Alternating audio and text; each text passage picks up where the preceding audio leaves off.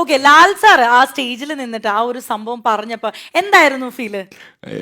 Lal sir എനിക്കിപ്പോ ഞാൻ Lal sir ഡിവോട്ടിന്ന് സ്വയം പറയുന്നത്. എനിക്ക് പുള്ളിന്റെ ദൈവമാണ്. ഇതിനു മുമ്പാണ് ഞാൻ കുറെ വർഷമായിട്ട് പുള്ളി എന്ന് ഉദ്ദേശിച്ച് ഞങ്ങൾ നാട്ടിൽ ഉപയോഗിക്കുന്ന വാക്കാട്ടെ പുള്ളി. ഓക്കെ, ലാൽ സാർ എനിക്ക് വീക്കെൻഡ് എപ്പിസോഡിൽ പേടിയാവും. കാരണം ഞങ്ങൾ ഒരു പ്രിൻസിപ്പൾ വരുന്ന ഫീൽ ആയിരിക്കും. അപ്പൊ നമുക്ക് നിങ്ങൾക്ക് അറിയാമായിരിക്കുമല്ലോ, രാവിലെ പാട്ട് കേൾക്കുന്നു, എണീക്കുന്നു, ഡ്രസ് മാറിയിരിക്കുന്നു, PT മീറ്റിംഗ്, പ്രിൻസിപ്പൾ വരുന്ന ഫീൽ ആണ്. പക്ഷെ ലാൽ സാറിനെ കാണാനുള്ള എക്സൈറ്റ്മെന്റ് ഉണ്ട്. പുള്ളിക്കാരൻ സംസാരിക്കുന്നു, ചിരിക്കുന്നു, കളിക്കുന്നു. അതാണ് എനിക്ക് ഏറ്റവും വലിയ മൊമെന്റ് എന്താ വെച്ചാൽ ബിഗ് ബോസിൽ ലാൽ സാറായിട്ടുള്ള ഇന്ററാക്ഷൻ ആയിരുന്നു. അപ്പൊ വിഷുവിനാണെങ്കിലും എന്നെ വന്നിട്ട് പുറത്ത് കണ്ടോന്ന് എനിക്ക് അറിയില്ല, എനിക്കന്ന് പനിയായിരുന്നു. അപ്പൊ ലാൽ സാർ അന്ന് ആദ്യം വന്നിട്ട് എന്നെ ഇവിടെ തൊട്ട് നോക്കിയിട്ട് പനി കുറഞ്ഞു ചോദിച്ചു. അതെ അതെ. ഞാൻ ആദ്യം ഇങ്ങനെ കയറി എന്നെ ഇങ്ങനെ നോക്കി, പിന്നെ നോക്കി. അപ്പൊ ഞാൻ മെലിഞ്ഞിരിക്കുന്നുണ്ട്. എന്റെ അപ്പിയറൻസ് ആണ് പുള്ളിക്ക് മനസ്സിലായി. അപ്പൊ പുള്ളിക്കാരൻ തോന്നുന്നു ചോദിച്ചു, പനി കുറഞ്ഞോ എന്ന് ചോദിച്ചു. അപ്പൊന്ന് വിളിച്ചു. അപ്പൊ തന്നെ എനിക്ക് പനി കൂടി, സത്യം പറഞ്ഞു. കുറച്ചുകൂടെ ടെൻഷൻ ആയിട്ടുണ്ടാവും.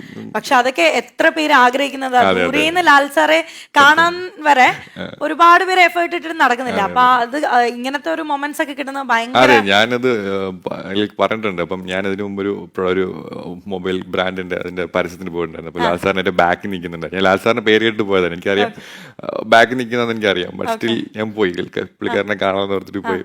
ഇപ്പം ഞാനിവിടെ ആണെങ്കിൽ ലാൽ സാർ അവിടെയാണ്, ഏറ്റവും ബാക്കിലാണ് നിൽക്കുന്നത്. അപ്പൊ ഹൈറ്റ് ഉള്ളത് എന്നെ കാണാം. പരസ്യം നീ മ്യൂട്ട് ചെയ്ത് ഒന്ന് പോസ് ചെയ്ത് തന്നെ കാണാൻ പറ്റും.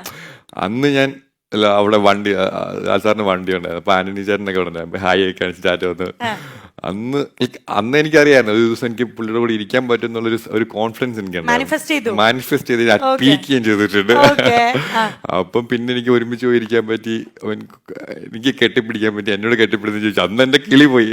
ബാക്കിൽ നിന്ന് അർജുൻ ഇപ്പൊ ലാൽ സാറിന്റെ കൂടെ നിന്ന്. ഓക്കെ, പിന്നെ എന്നെ പോലെ വേറൊരു കാര്യം ഞാൻ നോട്ടീസ് ചെയ്തത് അർജുനിൽ എന്താണെന്ന് വെച്ചാൽ, ഒരു ഒറ്റ ദിവസം കൊണ്ട്, ഒറ്റ എപ്പിസോഡ് കൊണ്ട് ഒരു 50 ദിവസത്തെ ഫാൻ ബേസ് ഉണ്ടാക്കിയ ഒരു വ്യക്തിയാണ് അർജുന്റെ സിസ്റ്റർ.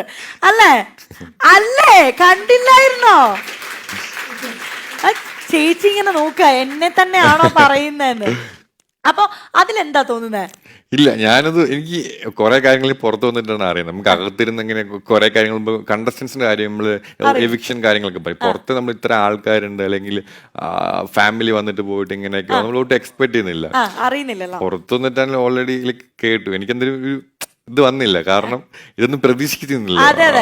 പക്ഷെ ചേച്ചിക്ക് വൺ ഫാൻ ബേസ് ആയിരുന്നു. ആൻഡ് അതിൽ പ്രത്യേകിച്ച് കുറെ ആരാധകന്മാരും ഉണ്ടായിരുന്നു. വല്ലതും അറിയുന്നുണ്ടായിരുന്നോ? അറിഞ്ഞായിരുന്നല്ലേ? അത് ആ വിഷയം ചേട്ടൻ അറിഞ്ഞായിരുന്നോ? അറിയായിരുന്നല്ലേ? എന്ത് തോന്നി? സന്തോഷം. റോൾ മോഡൽ ഭർത്താവ് അല്ലേ?